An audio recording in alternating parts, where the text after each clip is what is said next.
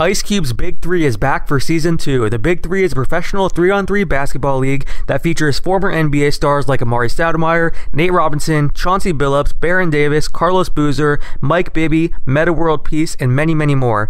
Get your tickets at big3.com/tickets or tune in live every Friday night on Fox or FS1. That's right, this year the games are on live. Big Three, we're changing the game. Welcome to another episode of the HoopsHype Podcast. My name is Alex Kennedy, and joining me today is my HoopsHype colleague, Frank Urbina. Frank, how you doing, man? I'm doing great, Alex. Thanks for having me again. Yeah, thank you for joining me. This is another breaking news emergency podcast. We have another move that has changed the landscape of the NBA quite a bit. So, as we did whenever LeBron James joined the Lakers, we are getting on this podcast to talk about it, what it means for the rest of the league, what's going to happen next. DeMarcus Cousins agreed to a 1-year, $5.3 million deal. That's the taxpayer mid-level exception with the Golden State Warriors. That means they have 5 All-Stars from last year in their starting lineup. They replaced JaVale McGee with DeMarcus Cousins, who last year averaged 25 points per game, 12 rebounds, 1.6 blocks, 1.6 steals, 5.4 assists. This is the guy that dominated last year, and now he's joining the Warriors. Now, he did have the Achilles injury. He ruptured his Achilles, and he's working back from that. He says he wants to play in training camp and come back for the start of the year. That's what he told Mark Spears from ESPN, but we know that injury can last a long time and cause guys to be sidelined for quite some time. And even when guys do come back, sometimes they have some trouble. So we're going to get into all of that, talk about other players that have been through an Achilles injury and what this could mean for DeMarcus, what kind of role he'll have on the Warriors. But let's start with this. Were you surprised by this move? And we've heard that the Celtics were the runner-up. They were also in the mix. The Lakers, the Blazers, and obviously the Pelicans going back to New Orleans, maybe on a multi-year larger deal. Are you surprised by this, and do you feel it's the right move for Boogie Cousins? I don't think surprised can describe my emotion when I got the notification from Shams Charania that Boogie was going to the Warriors. I mean, I literally let out a guffaw of sorts. I gasped. My roommate was like, "What the hell happened?" He thought I was hyperventilating. My wife was worried about me too. I was like, "Are you kidding me? What?" Like, I lost my shit for a second, and she was like, "What's happening right now?"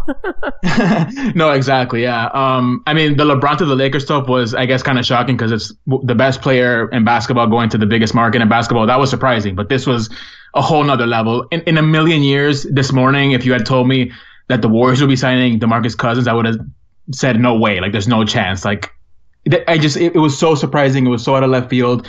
There was no scuttle about it at all. No scuttle about even interest. We didn't even know the Warriors were interested. And it was funny, Shams tweeted this out. He said that whenever the Warriors heard about mutual interest and interest from DeMarcus, they didn't believe it at first. That's how crazy this was. Even the Warriors didn't think it was real until they actually got on the phone and talked to him in his camp.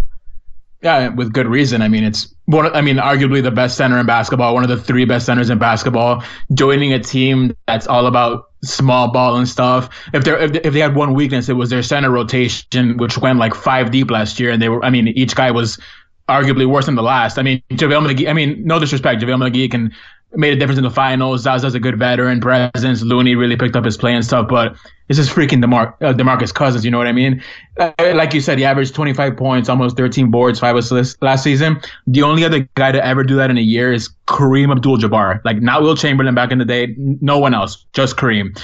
So for this guy to join a team and fix like the only weakness they have, which is the big man spot, is freaking insane. When you think about it, I mean, I guess maybe their closing lineup would still maybe be best if it's the Hamptons 5. I hate saying that nickname, but with Iggy, with Durant, with Clay, with Curry, with Draymond, with Cousins on the bench, but still he gives them a whole nother dimension that they could use on nights like against like a Clint Capella or something, or against a Rudy Gobert. Like, DeMarcus Cousins is a monster player. Of course, a lot's going to depend on how he comes back from the injury, which I'm sure we'll get into and stuff. It's a pretty major injury, and as we'll cover, like, a lot of guys don't recover from this all that well. And he's a 7-footer who weighs like 290 pounds, who moves really quickly, stops and starts a lot. Like, that puts a lot of pressure on his feet and on his legs and stuff. So it's going to depend on how he comes back from the injury. But still, you can't call this pickup anything other than a home run. They might need to add a wing, but I'm sure they'll be able to find one on a minimum deal. This is a crazy, insane pickup that the Warriors just pulled off with DeMarcus Cousins. They will definitely find a wing. There are tons of veterans lining up right now and trying to get that ring fitted, because if you go to Golden State, you're basically guaranteed to get a ring. There's so many guys that are interested in taking that veteran minimum deal right now. So whatever in the next few days you see other Warriors signings or moves, don't be surprised at all, because they have their pick of guys to round out that roster right now. There are quite a few ring chasers in the NBA, and we'll see that soon. Now, I think he's the perfect center for them in terms of fit, just because not only is he a guy that can dominate down low, and, again, last year he posted pretty good defensive numbers, 1.6 blocks, 1.6 steals. He's a guy that can knock down threes, too. He, made 2.2 threes last year, shot 35.4% on over 6 attempts per game. This is a guy that can spread the floor, and obviously we know that's what Golden State's all about. So he's a perfect fit. It's not just, them putting in a great player at 5 who doesn't really fit their style and they're going to have to work around that or figure it out. He really does fit their game a lot. And I think that's what was most interesting about this. Now, he obviously is going to, probably sacrifice a ton of touches and he'll have to adjust, but if anyone can do it, I think he can. He has the right skill set to fit with this team. No, absolutely. I mean, the way that the Draymond and all the other guys were able to get a Nick Young and a JaVale McGee in line for, I guess Nick Young for just a year, but JaVale for a couple seasons, got them completely in line. They did their jobs. They didn't pout when they weren't played for a night or whatever. If you could get those two, no offense, quote unquote knuckleheads to get in line, I'm sure you can do the same for DeMarcus Cousins, who, according to reports tonight, like the fact that he's been labeled like not a loser, but like a guy who hasn't won anything in his career, hasn't been to the playoffs. He is hungry to find some team success for the first time in his career after all that time with the Kings. And the fact that he got robbed of his first taste of team success this past season with the Pelicans, I think he's going to fit right in. I think there is a risk involved just because he's such a volatile personality and he always has been. I guarantee we're going to see videos of Draymond and DeMarcus yelling at each other, having to be separated in the, not in the locker room, but in the sideline. It's going to be tricky, but I think they're going to be able to figure it out, especially because it's for the betterment of the team. And if DeMarcus wants to win a championship, which clearly this move indicates he wants to do, I think he's going to fall right in line with the rest of the Warriors and help them reach another stratosphere if that's even possible. Yeah, they took the whole super team thing to a whole other level. I mean, having 5 all-stars from last year. It's insane. Yeah, it is insane. I mean, I understand the frustration right now from fans out there, because if you're a fan of a team, you're thinking, what do I have to root for? Our team doesn't have a shot to win the championship. Even if you're a loaded team like the Houston Rockets, I feel like the Warriors looked at last year and said, yeah, we almost, we could have lost that game 7 to Houston. That's too close. Let's get another star. And it's just crazy that they have that, ability to do that just because they are so attractive and, the guys want to play there. And I give a lot of credit to Steph Curry and Klay Thompson and Kevin Durant and Draymond Green. And this isn't going to be a popular take right now because everyone's hating them. But those guys have done an incredible job of being unselfish and not having any kind of ego at all. I think other players wouldn't have wanted this to happen, just like other players wouldn't have wanted Kevin Durant to come into the fold whenever he signed, just because you're going to get less touches, you could get less money, and less attention. And some guys would not want that. What about Curry? He not lost out, but he missed out on 2 Finals MVPs because of the addition of Kevin Durant, and he still seems happy with the situation, how it's unfolded. Exactly. You're never going to hear those guys complain about it. They all seem to get along. It's interesting because as fans, again, I understand this is going to be an incredibly unpopular take. I know fans are pissed off right now, and we're going to get to that in a second. I completely understand where you're coming from. But I think some credit needs to be given to, first, the Warriors, because they drafted 3 of these guys. Steph Curry, Klay Thompson, Draymond Green. Green was a second-round steal. Curry and Thompson were, they weren't the number 1 overall pick. They were drafted later on in lottery, and the Warriors, did their due diligence and stole them for where they were drafted, where they, the picks that they were taken at. And they did a really good job of building this team up so that it was attractive for free agents like Andre Iguodala and Kevin Durant and now DeMarcus Cousins. So credit to them. Bob Myers, Steve Kerr, I think is really attractive to players, and, guys want to go there because he has proven to be such a good coach, and he forms really, big relationships with his players, really strong relationships with his players, and, guys love him. So it really seems like a perfect storm here where, everything was right, from the coach to the players to the fit on the court. I think that's why we're seeing this happen now. So it's very interesting. But let's get to that fan outrage. I totally understand where fans are coming from. I've seen a lot of fans saying they're not going to watch basketball next year, that they're... Don't laugh at our listeners, Frank. No, I'm just kidding. I'm sorry. No, but they're frustrated, and I get it. And like I said, whenever you're a team that, or you're a person that roots for a team other than the Warriors, you're putting money in, you're buying season tickets, you are buying league pass, you're doing all these things, and if it's all for nothing because the Warriors are gonna hoist that Larry O'Brien trophy, that is frustrating. So I totally understand where they're coming from. The one thing I'll say though is that we heard similar talk whenever LeBron James, Dwayne Wade, and Chris Bosh all formed the Heatles in Miami. We heard similar talk when Kevin Durant first joined the Warriors, and despite that talk, ratings were up for the NBA. They sold tons of tickets still. That wasn't an issue. So while I think there are fans that are extremely pissed off right now, I'm not going to say that. They are extremely pissed off. I totally get that. But I can't see this actually impacting the NBA's ratings. I think next year you're going to see tons of people curious about what's going to happen with LeBron James and the Lakers. You're going to see people tuning into this Warriors team, whether it's hate watching or not. They're going to want to see what this team looks like. And the next year, we're probably going to get, unless something crazy happens with Cleveland, we're going to get a different NBA Finals matchup and see a team like Boston or Philly or someone else come out of the Eastern Conference. And there's always injuries and trades and crazy things like that too. So I understand the frustration, but I don't see people actually following through and not watching the NBA next year. That's just my opinion. No, for sure. I mean, like you said, the last time we got a taste of this was when LeBron said the infamous, I'm taking my talents to South Beach. They went to Miami. I've said this before on the podcast. I grew up a Heat fan. So when I heard those words, I went insane and stuff. And I remember every game was a battle. Every win or loss was the end of the world, or, this team is too unfair. And it's funny we brought this topic up because, Jorge Sierra, our boss at HoopsHype, he posted a Twitter poll to his legions of followers asking, are you going to be rooting for the Warriors next year to lose harder than you did with the 2010-2011 Heat? And 69% of people said yes. So obviously, like you said, everyone right now is furious. I don't think it's going to impact ratings and stuff. I think interest is going to be there. And yeah, I don't know. I'm still at a loss for words, kind of. This is just freaking crazy. It is crazy. And that's why I think people right now are really emotional. They're really upset, but I think they'll come back down to earth a little bit here as it kind of sinks in and as the season starts and all of that. So we will see how the reaction changes as time passes. But I want to talk about this. So some people are wondering, can the NBA veto this? I've seen that a lot of my mentions tonight, and I tried addressing this on Twitter, but some people are still asking it because they missed my tweet or don't understand how it works. A lot of people point to that Chris Paul trade that the NBA vetoed years ago for when he was going to be traded to the Lakers, and they wonder, okay, the NBA vetoed that. Why can't they veto a move like this? Because they don't want so much talent on one team. That's where people get it wrong. That's a huge misconception that is a lot more prevalent than I even knew until tonight, honestly. But the reason that trade got vetoed was because at that point in time, the NBA actually owned the Pelicans franchise, the now Pelicans franchise, the New Orleans franchise.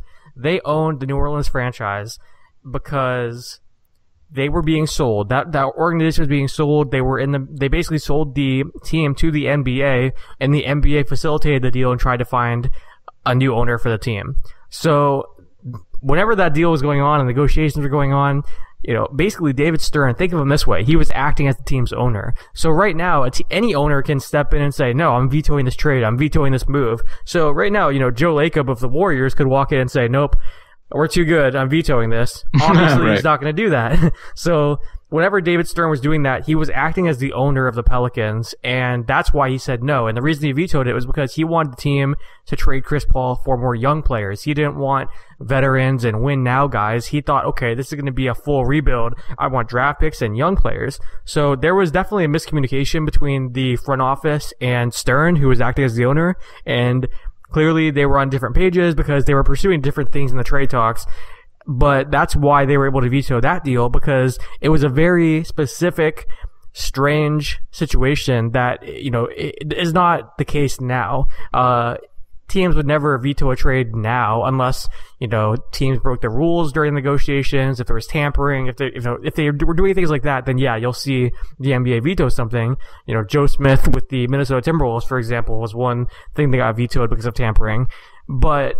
And Juwan Howard with the Heat as well in the late 90s. That's another big one. Right, yeah. So unless the Warriors broke some kind of rule, if they, got caught paying DeMarcus Cousins under the table or, had this arranged for last year and we're talking to him and there's proof of that, there's not going to be anything that gets to this thing vetoed. I know it's something that fans want to hope for and they want to see it happen because, this gets in the way of their team competing for a championship, but just understand how the Chris Paul veto actually happened and understand that there's really no way for that to happen now because the scenario is just so different.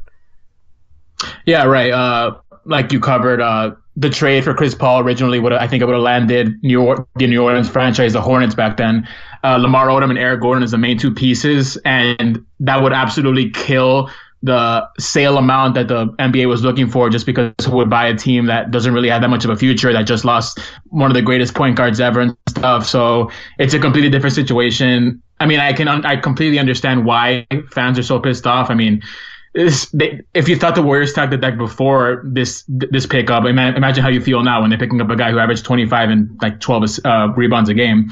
But unfortunately, there's nothing the NBA can do about it, and I guess fans are gonna have to suck it up, and if they love basketball, they'll watch. And kudos to whoever actually goes through with, I won't watch the NBA next year, because that takes a lot of willpower that I know I don't have, and I would never want to have. I love basketball too much, but yeah, it's not gonna happen. This isn't gonna get vetoed for sure. Yeah, kudos to you for not watching basketball next year, but make sure you're reading HoopsHype every single day, and we'll keep you updated on what's going on. Absolutely. Don't worry, Jorge, I got you, buddy. One thing to keep in mind, though, is that this is a one-year deal, and they're not going to have his bird rights. So for people who are thinking, he's going to be with the Warriors for the next 5 years, and there's going to be, there's no parity in the NBA for the next 5 years, and we're going to know who wins the championship every single year. It's worth noting that he took this deal because partially the market is so dry. There aren't a ton of offers out there, big offers out there. I do think he could have went to the Pelicans and gotten a significantly better offer, but I think whenever he started actually considering between Boston, the Lakers, and like looking at his options, they were all for less than he wanted to sign for. And this is something that Sam Amick discussed in the podcast earlier today. I had him on and we broke down all the top remaining free agents and different rumors that are going on right now. And he basically said, look, Boogie has it in his mind, I'm going to make significantly less, 30% of what I was planning to make, 35% of what I was anticipating I would be earning for next season. So whenever he considered that, he took it one step further and said, look, I'm taking a huge pay cut anyway. I might as well guarantee myself a ring. So this is a 1-year thing. He wants to go there, not have any pressure on him while he rehabs that injury. That's the big thing here. He may not play until December, January, so there's no rush for him to get back. If he were on a team like New Orleans, where every game's going to matter for them as they compete for, a playoff spot in the Western Conference, that's a little bit different. With the Warriors, he could wait out until February if he wanted to, and then come back, and, ease his way back into the lineup for all they care, because they're loaded. So I think that has to be mentioned here, that this is a 1-year deal. He wants to basically be in a championship situation while he rehabs and then comes back to a team and tries to make a deep playoff run with them and win a championship. But this isn't him committing to the Warriors for multiple years. I would even argue it's very unlikely that he stays with the Warriors after 1 year. The bird rights rule is the one that allows teams to go over the salary cap to re-sign a player. Well, because Boogie's coming here on a 1-year deal, he doesn't have, they don't have his bird rights, so they can't go over the cap to re-sign him. They could give him a slight raise, but it wouldn't be anything close to what teams next summer can offer him, assuming he's able to come back from the injury and have a strong season. Next summer, the salary cap goes up, more teams have money to spend, so the market should be better for him. So basically, I think this is a 1-year plan for him to get back healthy, win a championship, and show what he can do after the injury. And then next year, the hope is one of these teams, whether it's Boston, whether it's LA, whether it's Portland, one of these teams that was showing big interest in him, and many others that didn't have money this summer, can make a huge offer to him, and that's when he signs a multi-year monster deal. So just know this isn't a multi-year thing, very likely. So keep that in mind, and maybe that'll help a little bit. Oh, yeah. I looked it up just now. There is a thing called non-bird rights where you can give a player, like you said, a brief, small raise from the seasons before salary. but he's getting paid $5.3 million this season to be with the Warriors. The non-bird rights is 120% of that is what they could offer him starting next season, which amounts to $6.36 million. And I think if DeMarcus Cousins goes out there and shows that he's got a pulse on the basketball court still, anyone's going to throw him at least $15-20 million just to get him out of Golden State. He would have to look completely washed for him to return to Golden State, because that would mean no one else is showing interest because they don't think he can play anymore. But yeah, with so many more teams projected to have cap space next summer, it's going to be a lot more player-friendly, a much more player-friendly market. Like you said, there's no way he's going to return after the next season unless he totally loves it and then he's re-signs for 4 years on a $24 million deal. And at that point, then maybe we can start saying, okay, it's just getting to be kind of BS that this guy's back healthy, still putting up 20 points a game, and he's getting paid $24 million over 4 years. The likeliest by far outcome is that he shows he still can contribute. The Warriors win a title, which, if we're being honest, they were going to do anyways. There's no one challenging them. The Rockets lost Trevor Ariza. The Lakers aren't ready with LeBron yet.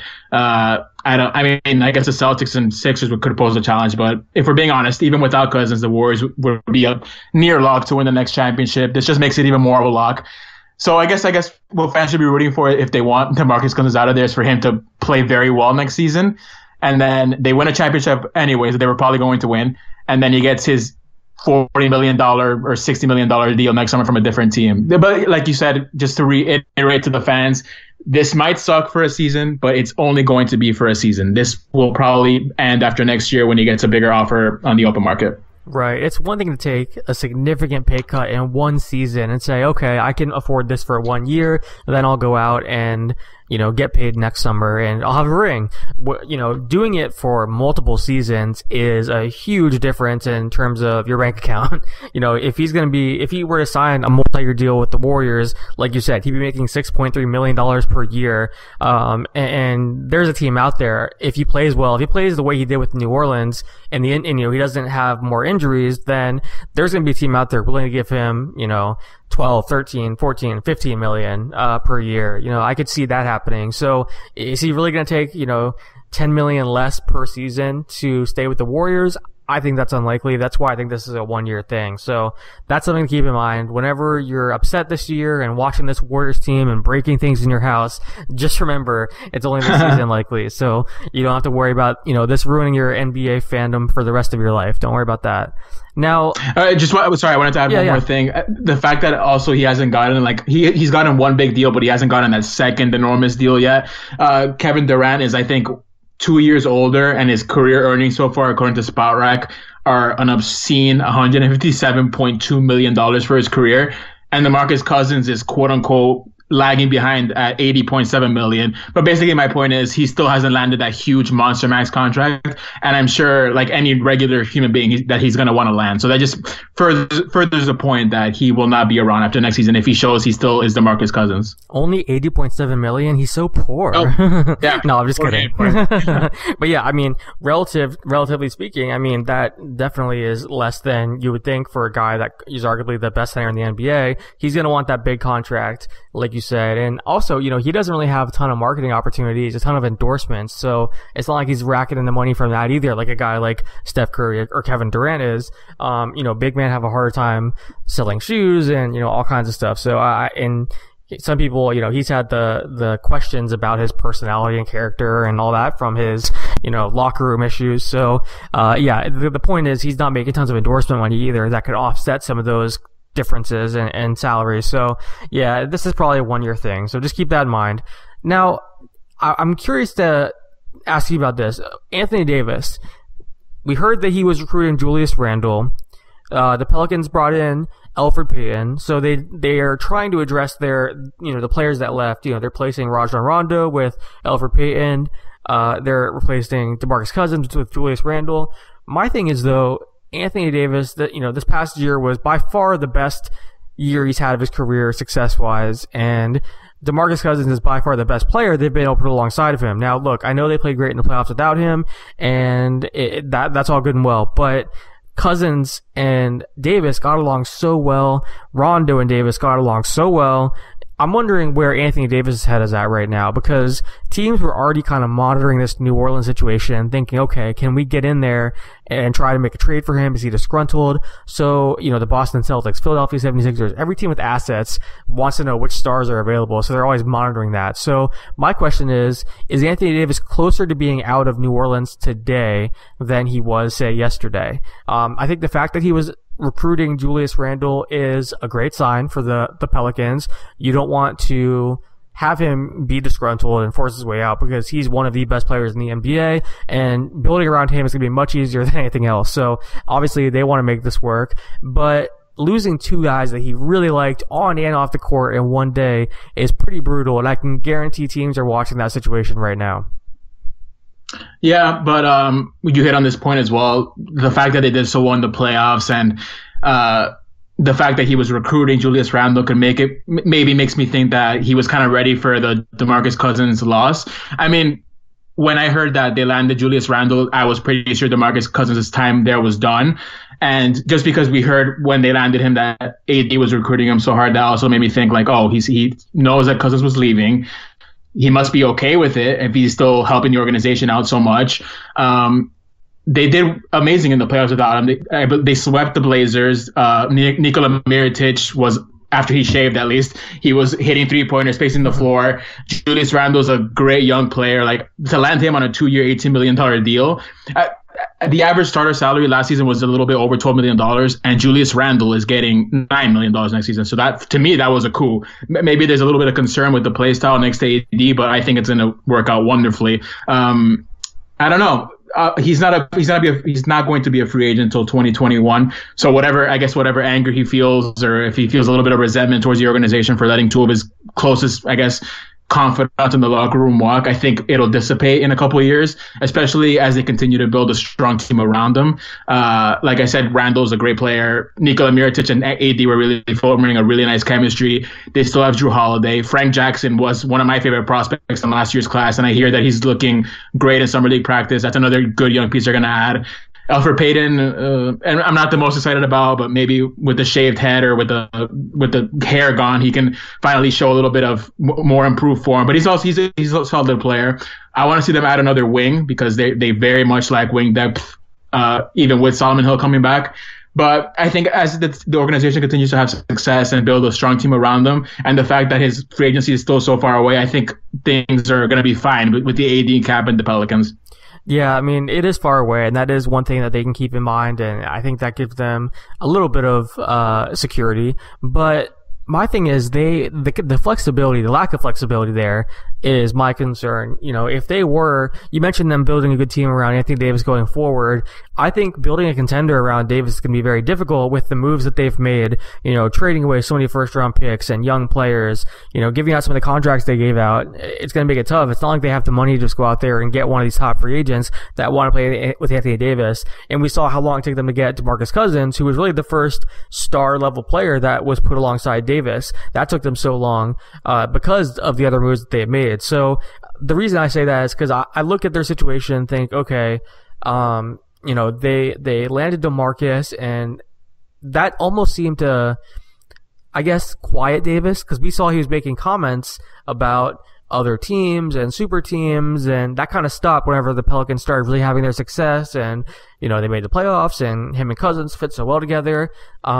The fact that Davis has made comments like that at all, though, it says that, to me at least, that's something that's in the back of his head. He said specifically, you need multiple superstars to win in this league. And he pointed to Houston and Golden State and Boston. So I think it's interesting that he's saying those things publicly, and then now the only star he's ever played alongside just left for nothing.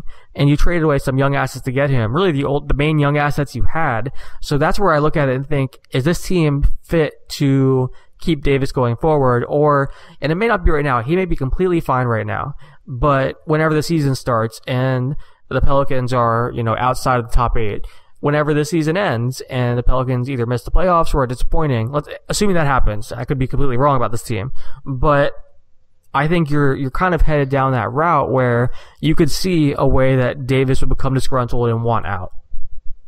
Yeah, I guess when you put it that way, I did become a little bit more concerned with the situation. Just the fact that they really cannot add another piece after landing Randall. I think they landed Randall with cap space, so they might still have the mid-level exception to use.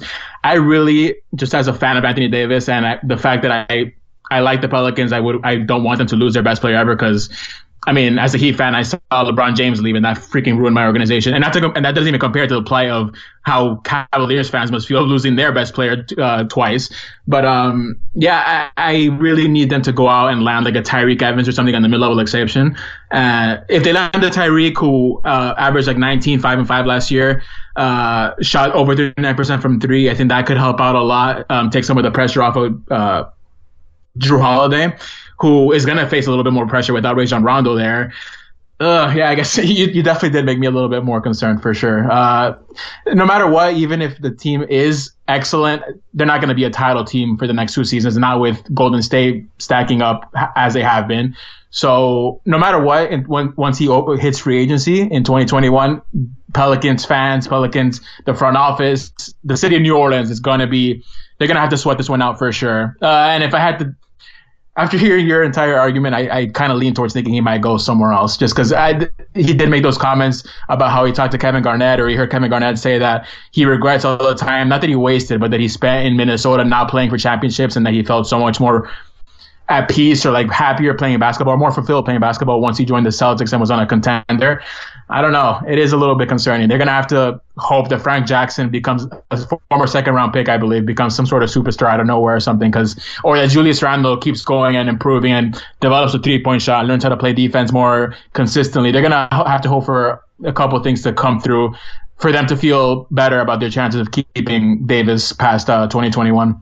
Yeah, that's how I feel, just because if you're trying to improve the team every year with that mid-level exception, that can only get you so far. So, yeah, it is tough. So, we'll see what happens there, but I'm sure teams are looking at that and are going to be following that closely as long as he's available. And certainly it'll be interesting to see what comments he makes now, because he made those comments, most of them, whenever Cousins was on the team. It'd be interesting to see what he says now that, he's the lone star there, lone superstar there. Now, let's talk about injuries.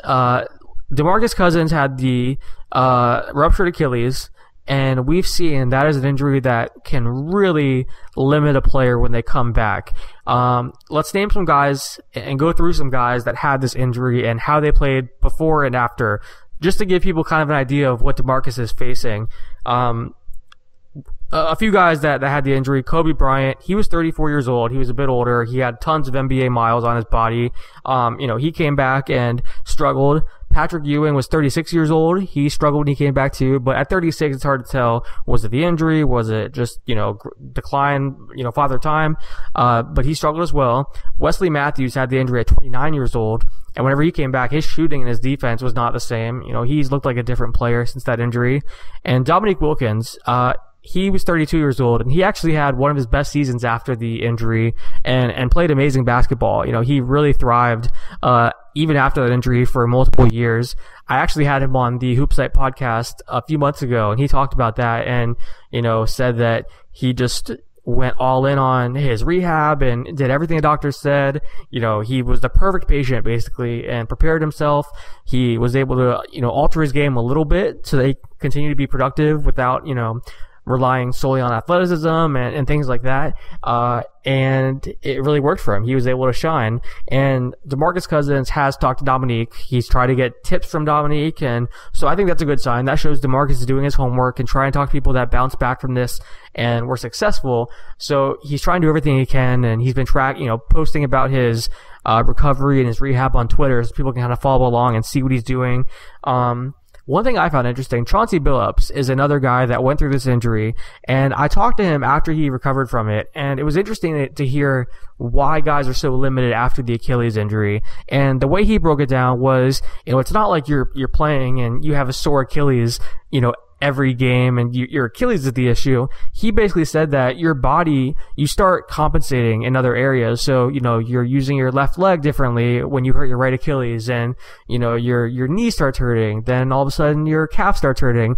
Then on the other leg, your hamstring hurts. That was what happened to Chauncey, where if you look at his final season or that season after he had the Achilles injury, he missed so many games, and it feels like they were all with different injuries. He had hamstring one day, calf the next day, this, that. And basically he said your body just gets sore and you start having little injuries pop up all over because you're moving differently and compensating. And it's not necessarily the Achilles that's going to be the guy's downfall if they struggle with an Achilles injury. It's all the other body parts that kind of get hurt, like a domino effect here. So that was kind of interesting to hear that, if you're seeing all of a sudden DeMarcus next season, whenever he does come back, is going down with, one injury one day, a week later another injury, a month later another injury, that's going to be a concern, and that shows he's having some issues with the recovery.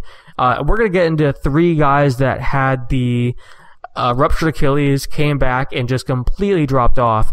Obviously we don't want to see that happen to DeMarcus. No one roots for injuries. No one wants to see a guy limit himself and not be the same player. But I think this is a reality we should discuss just because it's happened so frequently.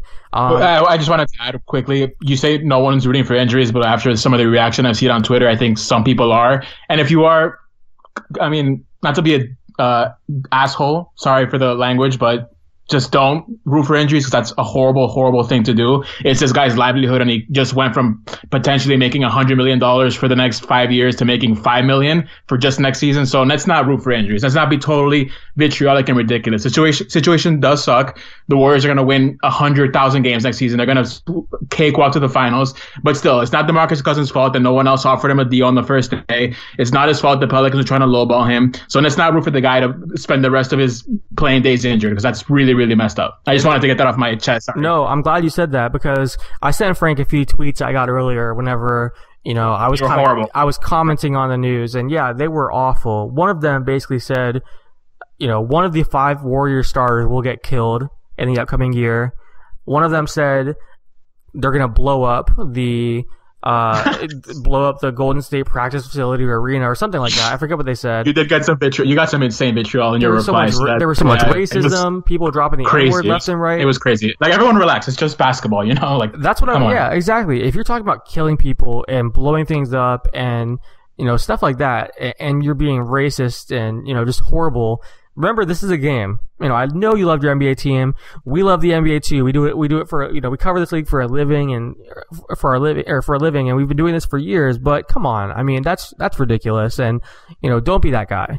But let's talk about, some of these guys that struggle to recover from an Achilles injury so that people have an idea of what DeMarcus is facing and how some guys have, really struggled with this. The first guy is interesting. Elton Brand.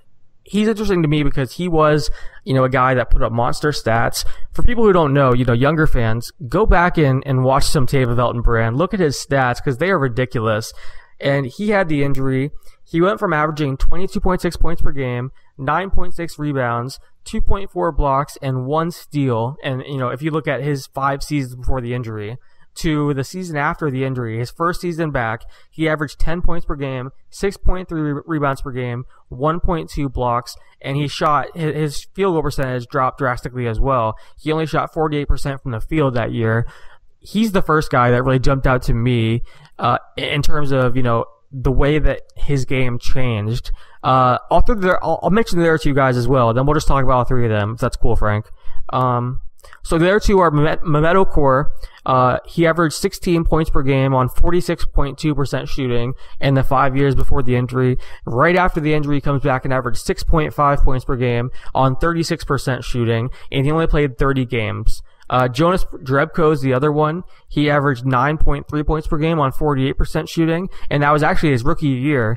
Then the next year, he missed the entire season. The year after that, he finally comes back and only averages 5 points per game on 45% shooting. And really, since then, he has not been the same player. He's really, struggled, and certainly some of that is, taking on different roles elsewhere, but he does not look like that same player we saw his rookie year before the injury. The last guy, actually, I had 4. Sorry, I lied.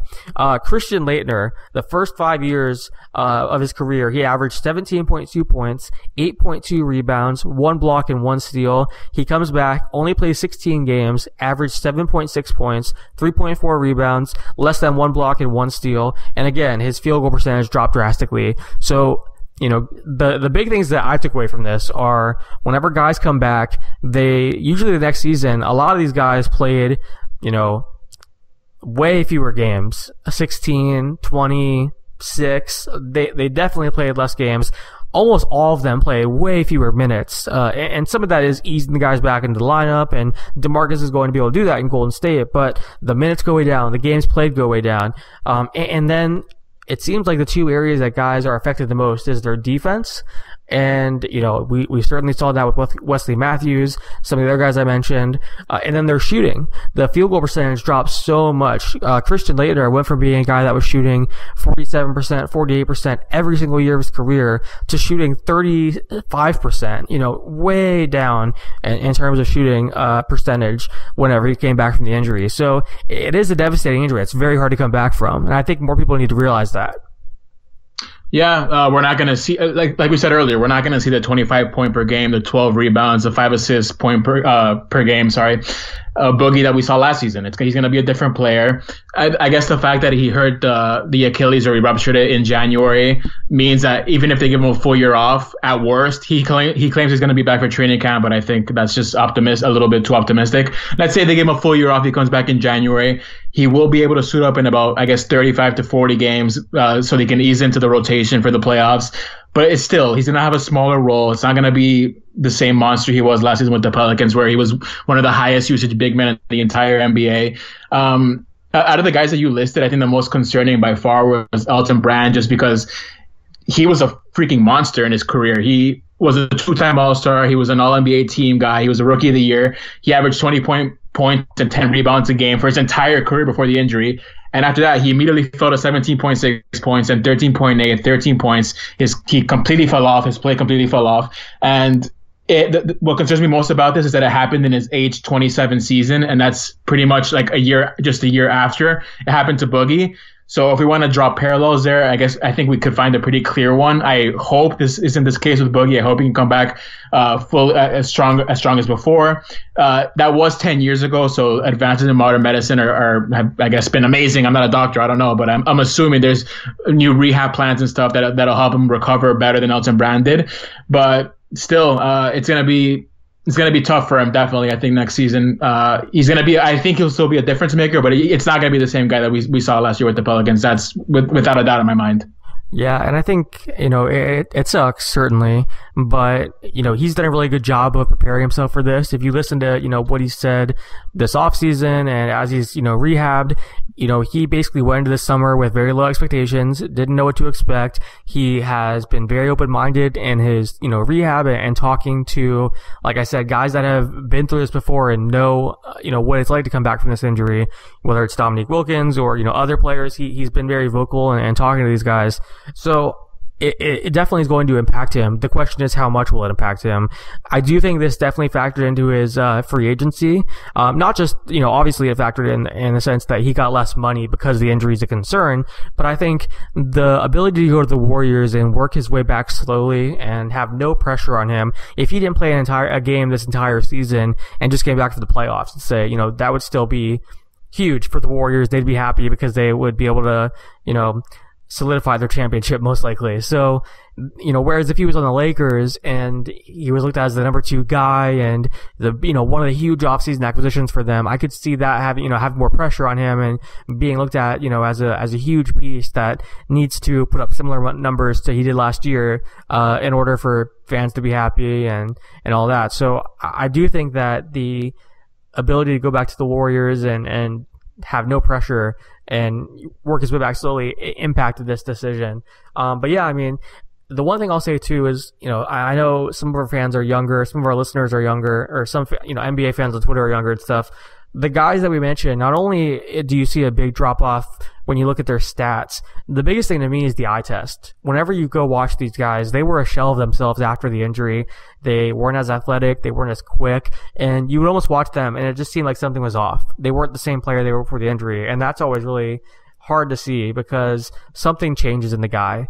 They're not able to do the same things they did before. And for a lot of guys, that's really frustrating and tough to deal with and tough to wrap your head around, and it leads to some, really bad mistakes on the court because you think you can do something and all of a sudden your body's not letting you, even though you've done it so many times before. So it is going to be an adjustment for him. It's definitely going to be something he has to work through and figure out. Hopefully he can come back in and be the same player or, close to it. But we just wanted to kind of go over some of those guys because I think people just hear, oh, it's an injury, he'll be back eventually, and then look at those numbers he put up last year and think the Warriors are getting that. But I think you're right, Frank. They're not getting that Boogie Cousins. They're getting, post Achilles injury Boogie Cousins, and we don't know what it's going to look like. We have no idea what that's going to look like. That could be a very different player. So we will see. But we just want to jump on here and break down Cousins to the Warriors. Before we wrap up, I just wanted to this segment wasn't planned at all. I just wanted to go over something briefly. Where would you have liked to have seen him gone? Like, what out of the destinations that we thought about, like the Wizards, for example, for me personally, the fact that if he was going to take the taxpayer mid-level exception worth $5.3 million, I would have liked to see him on the Wizards. I mean, John Wall, he teamed up with John Wall in Kentucky. They need a big man because they just lost Gortat. Their two big men now are Jason Smith and Jan Mahimi, who are, they're not at Boogie's level, at least, I think it would have been a lot of fun to see him on a team like the Wizards. I think they should have gone after him a little bit harder. Maybe the owner doesn't want to pay such a huge luxury tax bill for a team he's not positive about. And I guess the pressure to produce on the court would have been a little bit higher than it would be on the Warriors just because they're so stacked as it is. But I think the Wizards would have been a really fun fit for him. Or maybe the Blazers. There was talk that they had discussed a sign and trade between Nurkic and Cousins, I believe, but the fact that they're both repped by the same agent made those fall apart. But that would have been a fun fit as well.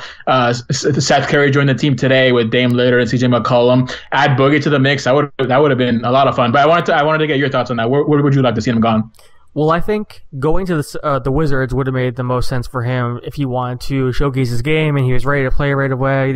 He'd be able to just start at center there, get a bunch of touches, and I think you're right. Wizards and Blazers would be really interesting because those are two teams that have a loaded backcourt. A star player at point guard and shooting guard. And John Wall and Bradley Beal and Dame Lillard and CJ McCollum, and really they've been trying to find that big man that can produce for them. And Nurkic has been great, but he's not DeMarcus Cousins. So being able to put Cousins on one of those teams would be a lot of fun. But honestly, I look at the Celtics. That was the other one. That would be a really good landing spot. That would be amazing because you look at, they're going to have Gordon Hayward back. Kyrie Irving's going to be back. They have their young talent still. You have Al Horford. I look at that team and I just think they could have been really, really good. And I still think Golden State would have beaten them. But I think Boston makes the finals in that case, and they could have a really interesting team because, again, he would have no pressure there to come back right away. He would be able to kind of work his way back, and they wouldn't necessarily need him. I would love to have seen what Brad Stevens could get out of him, and then, a Boston-Golden State finals matchup where Boogie's actually on Boston instead of Golden State. That could be a lot of fun, and I think he fits well with Boston, too. So, that could have been cool because then we would have had, a powerhouse in the Eastern Conference, one or two powerhouses in the Western Conference, and it wouldn't be as set in stone that the Warriors are winning the championship. But that's assuming, he was the same Boogie or close to it, which we obviously are hoping for. But yeah, I think Boston would have been a lot of fun. But now that you list out their roster and you think about it, like, the person who reported that it was down to Boston or Golden State was Chris Haynes, who's one of the most reliable reporters ESPN has, one of the most reliable basketball pundits out there. But, they just re-signed Aaron Baines, who was very solid for them last year. He expanded his game to the three-point line. He's a bruiser down low. He loves to get dunked on by Joel Embiid. No, that one's a joke. But, he's a good player, and they have Al Horford as well. So I'm just kind of surprised that Danny Ainge was so interested in acquiring Boogie's services. I guess maybe his idea would have been to let Boogie come back slowly, and then at the trade deadline, I guess ship away Aaron Baines or something to open up not a roster spot, but a spot in the rotation for Boogie. It would have been amazing. It would have been fun just because if we were seeing one team out west stacked at that, it would have been kind of fun to see the team in the East do the same. But I just don't see the fit there. I can't believe those were his last two options. Yeah, it is surprising. It's not an obvious fit like the Lakers or Wizards would have been, but I think that's where, if you're the Celtics, you can get him for the taxpayer mid-level exception. I feel like if you're Danny Ainge, you're going to jump at that and think, okay, we can figure this out later. He's going to come back from the injury. We have plenty of time. We can figure out a way to use one of the best centers in the NBA and, change some rotations around and they're confident in Brad Stevens. I think they could have figured it out eventually, but it is shocking when you kind of hear the lineup and look at some of the other destinations out there. I wonder how close it was. Was it, clearly the Warriors? It seems like he really wanted to go to the Warriors, and then he was also considering Boston potentially, but it wasn't like it was neck and neck between the two. The reports today have indicated that he actually called the Warriors and made his interest known because they didn't think they had any shot to get him, so they weren't even going after him. He initiated it. So that makes me think it was really the Warriors that, were his number one team. And then, Celtics were two, but there was a pretty significant gap between the two. Right, yeah. Now I just can't wait to see after DeMarcus fixes a career up by coming back from the injury and earning a max contract next summer. I can't wait to see who the Warriors land next offseason with their tax pyramid level. Like, is Jimmy Butler going to jump on board to win a ring or whatever? I'm sure there's going to be another superstar joining the Warriors next season. Frank, we're trying to calm people down and get them to still love basketball, man. Sorry about that. No, I'm just kidding. No, you're right. When you have that kind of core, you have a head coach like Steve Kerr, you have an owner that's going to spend money, and a championship is almost guaranteed to you. It is very tempting for a lot of guys because as much as fans love this game and want their team to win a championship, basketball players obsess over this. They want that ring. And I know some people are going to say, if you get a ring with Golden State, you're not going to feel the same way. It's not like a real ring. You didn't really earn it.